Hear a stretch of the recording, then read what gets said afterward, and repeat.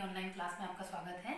हमारा जो चैप्टर चल रहा था सॉलिड स्टेट, उसके अंतर्गत आज हम electrical and magnetic properties of solids के बारे में पढ़ेंगे। तो पहले हम पढ़ते हैं इलेक्ट्रिकल प्रॉपर्टीज ऑफ सॉलिड्स के बारे में।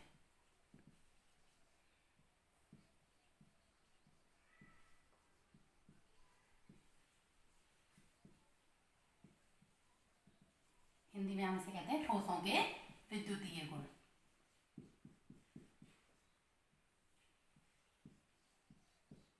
तो जैसा कि इससे पता चल रहा है, नाम से ही पता चल रहा है, विद्युतीय गुण, विद्युत शब्द इसमें आ रहा है, अर्थात ये जो गुण हैं वो विद्युत धारा के प्रवाह से संबंधित होंगे। तो इलेक्ट्रिकल प्रॉपर्टीज के आधार पर हम सॉलिड्स को 3 भागों में डिवाइड करते हैं। कंडक्टर्स, हिंदी में हम इन्हें कहते हैं चालक। इंसुलेटर्स, हिंदी में हम इन्हें कहते हैं कुचालक, रोधक या विद्युत रोधी। और सेमीकंडक्टर्स,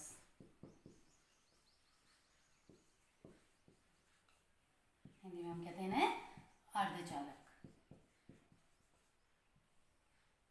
तो सबसे पहले हम समझते हैं चालक को। वे धातुएं जिनमें की विद्युत धारा तीव्रता से होकर प्रवाहित होती है उन्हें हम क्या कहते हैं? कंडक्टर्स कहते हैं। इनकी जो चालकता की परास होती है वो होती है 10 to the power 4 से 10 to the power 7 ohm -1 metre -1। इसके एग्जाम्पल्स हैं विभिन्न धातुएं, जैसे आयरन, एल्यूमिनियम, कॉपर और एक यौगिक भी है NaCl। कंडक्टर्स को हम 2 भागों में डिवाइड कर सकते हैं फर्दर, मेटेलिक कंडक्टर्स और इलेक्ट्रोलाइट्स।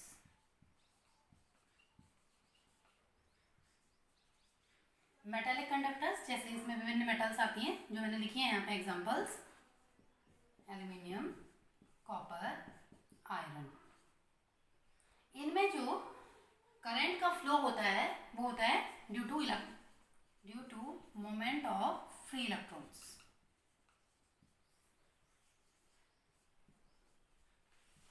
तो इसमें ठोस अवस्था और गलित अवस्था दोनों ही अवस्थाओं में इलेक्ट्रिक करंट फ्लो होती है।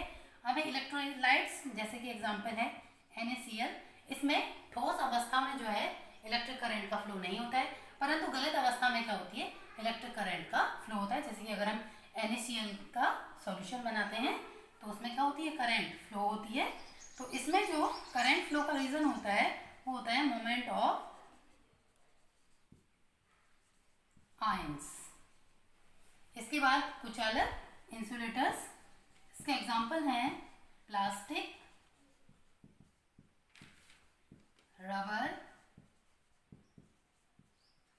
वुड। इनमें जो होती है, जैसा कि आप समझ गए होंगे एग्जांपल्स से, इनमें इलेक्ट्रिक करंट फ्लो नहीं होती है। तो हम जो भी अपने वायर्स बनाते हैं वो किसके बनाते हैं? अपनी इलेक्ट्रिसिटी में कॉपर के, एल्यूमिनियम के, और जो हम उसका कवर बनाते हैं वो किसके बनाते हैं? प्लास्टिक के, क्योंकि जिससे हमें क्या हो? करंट नहीं लगे, क्योंकि इनसे होकर करंट क्या होती है? फ्लो नहीं होती है। करंट को क्या करते हैं? रोक देते हैं। तो इनकी जो चालकता की परास होती है वो होती है 10 to the power -20 से 10 to the power -10। इसके बाद है हमारा सेमीकंडक्टर्स। इसका एग्जांपल है सिलिकॉन और जर्मेनियम। सेमीकंडक्टर्स जो हैं इनमें थोड़ी मात्रा में जो है करंट फ्लो होती है। इनकी चालकता की जो परास होती है वो कंडक्टर्स और इंसुलेटर्स के बीच होती है। इनकी चालकता की परास होती है 10 to the power -6 से 10 to the power 4 तक। जैसा कि हम यहाँ देख रहे हैं, यहाँ 10 to the power 4 से स्टार्ट हो रहा है, तो इस 10 to the power 4 तक इनकी क्या होती है? चालकता की परास होती है। इसके बाद एक थ्योरी है बैंड थ्योरी, जो कि एग्जाम की दृष्टि से भी बहुत महत्वपूर्ण है, तो बहुत ध्यान से इसे समझेंगे। इसके आधार पर भी हम कंडक्टर्स, इंसुलेटर्स तथा सेमीकंडक्टर्स को अच्छी तरह से डिफाइन कर सकते हैं, एक्सप्लेन कर सकते हैं। तो समझते हैं इसे, बैंड थ्योरी।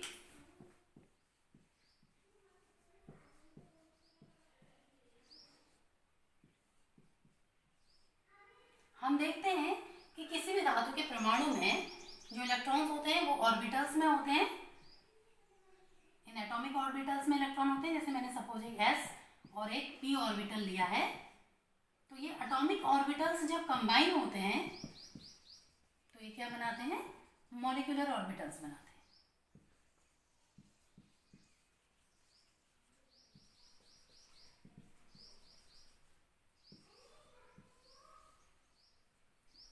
एटॉमिक ऑर्बिटल और मॉलिक्यूलर ऑर्बिटल्स की जो एनर्जी होती है वो आसपास होती है, इस कारण इनमें क्या बन जाता है, फॉरबिडन जोन या एनर्जी गैप बन जाता है। तो इसके आधार पर हम कंडक्टर्स को सबसे पहले समझते हैं। कंडक्टर्स में क्या होता है, देखो इस एनर्जी गैप के कारण इनमें बैंड्स बन जाते हैं। ये हमारे पास एक एम्प्टी बैंड है और ये जो है हमारा फील्ड बैंड है।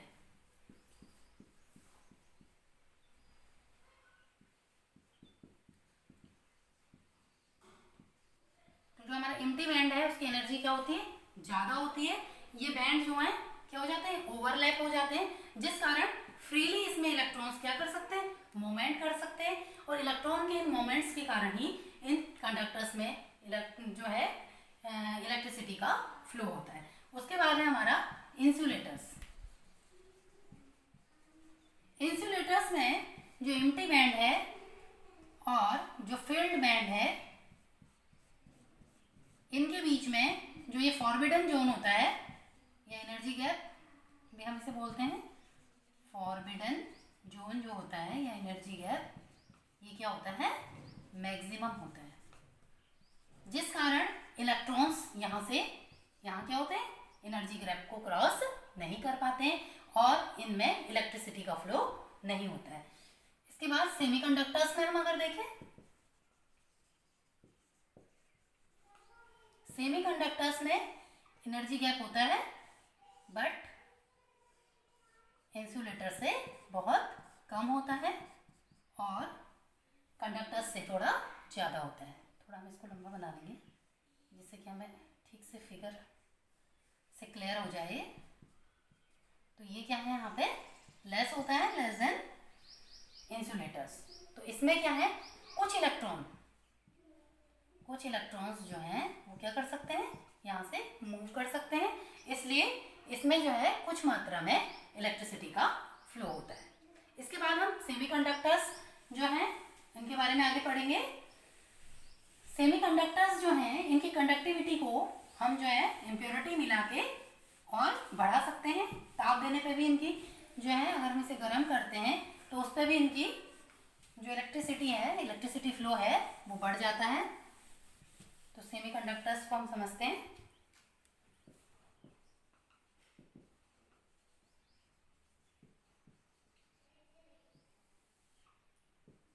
जैसे सिलिकॉन है, जर्मेनियम है, यहाँ पे हमारा एक टर्म और आता है अपमिश्रण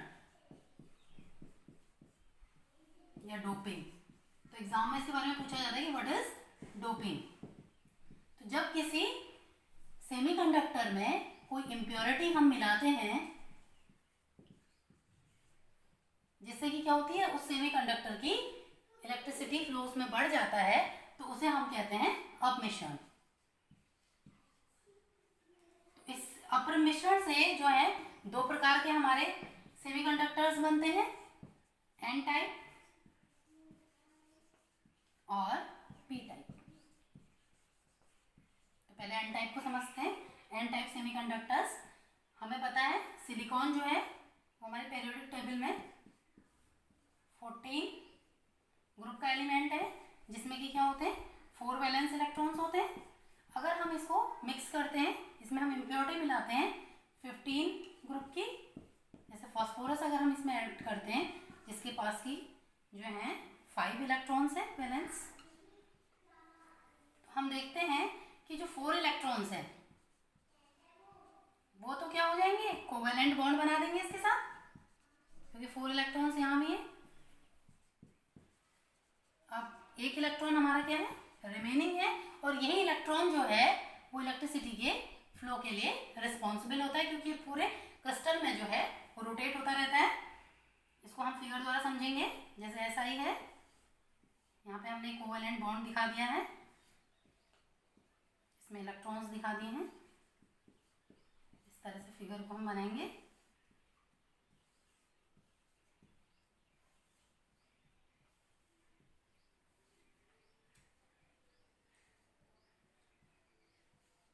तो ये तो हमारे कंप्लीट हो गए कोवेलेंट बॉन्ड के इलेक्ट्रॉन। इसके अलावा हमारे पास ये क्या है, एक्स्ट्रा इलेक्ट्रॉन भी है। तो यहाँ पे जो है नेगेटिव पार्टिकल के कारण क्या बन रहा है, सेमीकंडक्टर बन रहा है, और उसके कारण ही जो है इलेक्ट्रिसिटी का फ्लो हो रहा है, इसलिए हम इन्हें एन टाइप सेमीकंडक्टर कहते हैं। अब है पी टाइप।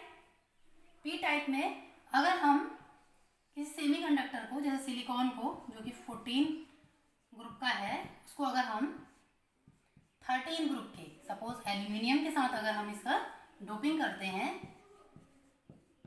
तो हमें पता है एल्यूमिनियम के पास क्या है, 3 वैलेंस इलेक्ट्रॉन्स है, और इसके पास है 4 वैलेंस इलेक्ट्रॉन्स। यानी कि अगर एक कोवेलेंट बॉन्ड बनाना चाहते हैं तो क्या है, एक इलेक्ट्रॉन की लैकिंग है, एक इलेक्ट्रॉन कम है, तो उस लैकिंग के कारण इसमें क्या बन जाता है, एक होल बन जाता है। तो इस तरह से हम इसको समझेंगे, सिलिकॉन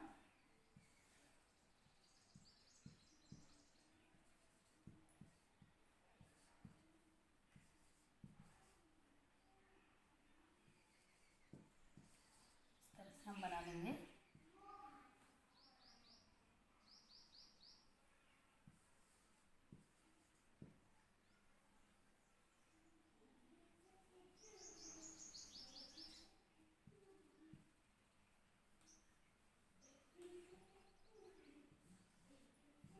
एल को हम यहाँ पे दिखाएंगे सिलिकॉन के साथ। तो यहाँ पे क्या है, एक होल बन जाएगा,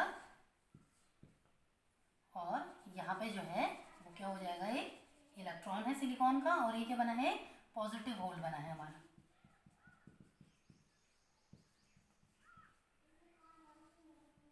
तो जो नियरेस्ट इलेक्ट्रॉन्स हैं वो क्या होंगे, इस होल को फिल करने की कोशिश करेंगे। तो इससे यहाँ पे क्या होगा, एक होल बन जाएगा। फिर से यहाँ पे अगर ये यहाँ जाता है तो यहाँ पे एक होल बन जाएगा। तो इस होल के कारण ही इसमें क्या होता है, इलेक्ट्रिसिटी का फ्लो होता है। तो यहाँ पे जो इलेक्ट्रिसिटी का या करंट का फ्लो हो रहा है वो किसके कारण हो रहा है, पॉजिटिव मॉलिक्यूल के कारण हो रहा है, इसलिए इन्हें हम पी टाइप सेमीकंडक्टर्स कहते हैं। इसके बाद हम देखेंगे कि इन सेमीकंडक्टर्स का बहुत अधिक जो है यूज होता है। आपने पीएनपी, एनपीएन ट्रांजिस्टर्स इनके बारे में पढ़ा होगा। तो ट्रांजिस्टर्स जो है इनका रेडियो में हम यूज करते हैं, जो हमारी ऑडियोज हैं उनकी आइडेंटिफिकेशन के लिए, उनके एम्पलीफिकेशन के लिए। और हम देखते हैं कि जो हमारा सौर सेल है उसमें जो है सोलर एनर्जी जो है इलेक्ट्रिक एनर्जी में कन्वर्ट होती है। तो वो सौर सेल भी क्या है, हमारा एक प्रकार का डायोड है। डायोड के बारे से भी आप परिचित होंगे। तो वो डायोड भी किससे बनता है, एन टाइप और पी टाइप सेमीकंडक्टर के कॉम्बिनेशन से बनता है। और भी बहुत सारे इलेक्ट्रिकल कंपोनेंट्स जो हैं हम इन सेमीकंडक्टर से बना सकते हैं। तो ये था हमारा इलेक्ट्रिकल प्रॉपर्टीज ऑफ सॉलिड्स। इसके बाद हम अपने नेक्स्ट टॉपिक पे आते हैं, magnetic properties of solids.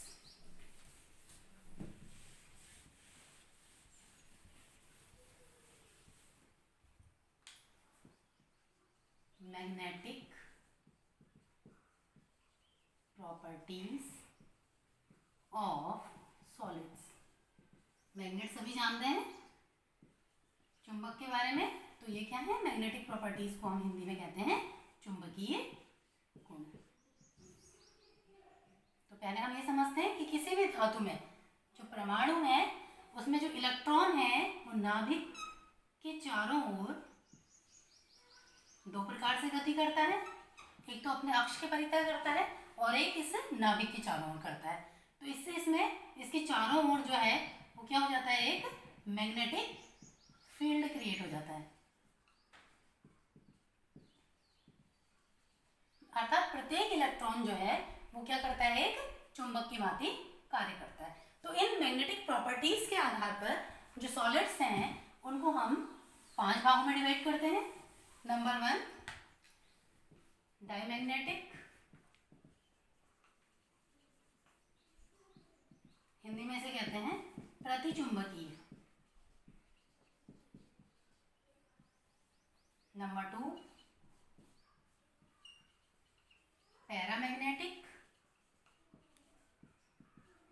अनुचुंबकीय,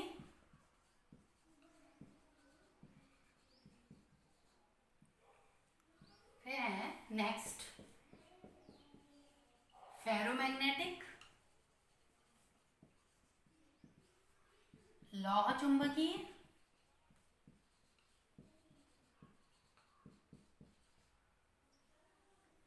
next Pheri magnetic,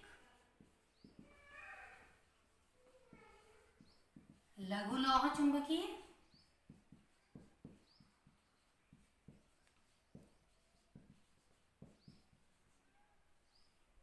and the last one is anti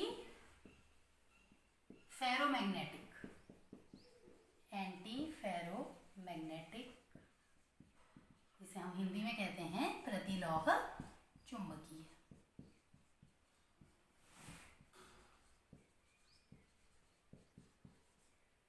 तो सबसे पहले हम समझते हैं डायमैग्नेटिक को। तो ये क्या होते हैं, अगर हम इनको बाह्य इलेक्ट्रिक जो है मैग्नेटिक फील्ड अगर हम इसमें लगाते हैं, बाह्य मैग्नेटिक फील्ड की प्रेजेंस में ये दुर्बल रूप से प्रतिकर्षित होते हैं।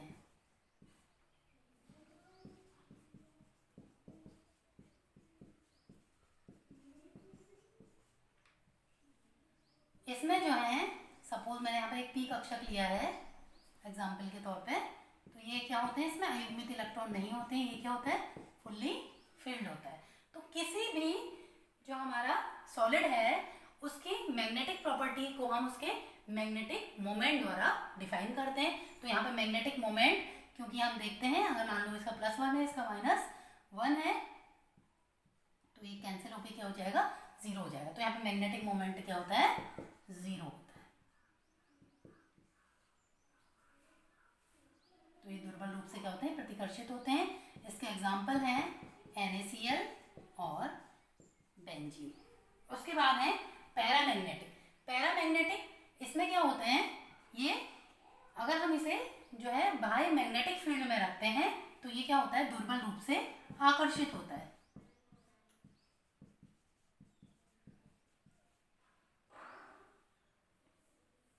इसके जो एग्जाम्पल हैं वो हैं हमारे ट्रांजिशन एलिमेंट्स, जो कि हमारे डी ब्लॉक एलिमेंट्स होते हैं, उनके आयन जैसे Cu twice positive.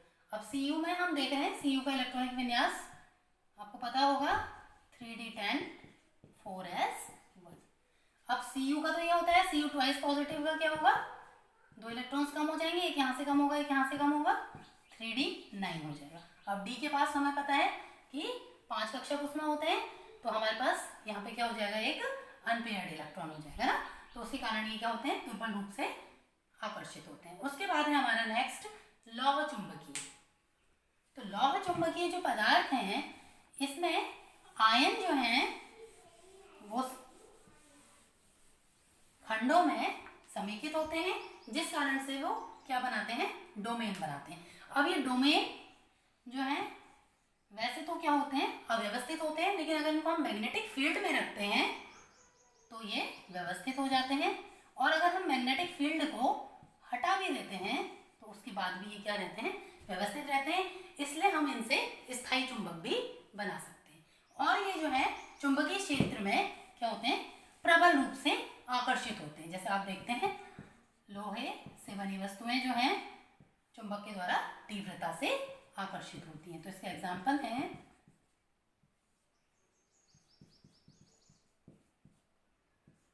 Iron, cobalt और निकेल। उसके बाद है हमारे फेरी मैग्नेटिक। एक चीज मैं और बतानी थी आपको कि इसमें जो है इनका जो संरेखण होता है वो क्या होता है, एक ही दिशा में होता है, ठीक है। इसके बाद है हमारा फेरी मैग्नेटिक। अब इसमें भी क्या होते हैं, अयुग्मित इलेक्ट्रॉन होते हैं, अनपेयर्ड इलेक्ट्रॉन्स इसमें भी होते हैं। बट क्या होता है कि ये इतनी तीव्रता से, हम उम्मीद तो करते हैं कि तीव्रता से आकर्षित करेगा, पर ये उतनी तीव्रता से जो है मैग्नेटिक फील्ड में आकर्षित नहीं होता है, क्योंकि इसमें जो है इनका संरेखण पैरेलल और एंटी पैरेलल होता है। 2 पैरेलल है, उसके बाद एंटी पैरेलल है। इसका एग्जाम्पल है जैसे Fe3O4 मैग्नेटाइट। इसके बाद है हमारा प्रतिलौह चुंबकीय।